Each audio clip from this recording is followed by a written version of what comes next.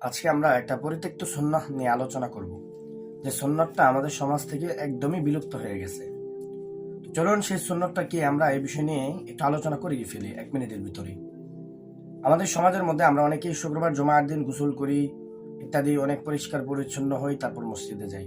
আমরা কি এটা জানি রাসূল পাক সাল্লাল্লাহু আলাইহি সাল্লাম শুক্রবার জুমার দিন গোসল করে তিনি রৌদ্রে বসতেন এবং শরীরের মধ্যে তৈল লাগাতেন, তৈল লাগিয়ে দাড়ির মধ্যে তৈল লাগাতেন, চুলের মধ্যে তৈল লাগাতেন, লাগিয়ে কিছুক্ষণ রোদ্রে বসে থাকার পর তিনি একদম ওনার পোশাক আদি পইরা তারপর উনি মসজিদে যেতেন। এই যে শুক্রবারে জুমার দিন দাড়ির মধ্যে খুশবু ব্যবহার করা, শরীরে তেল লাগানো, এটা হচ্ছে একটা সুন্নাহ।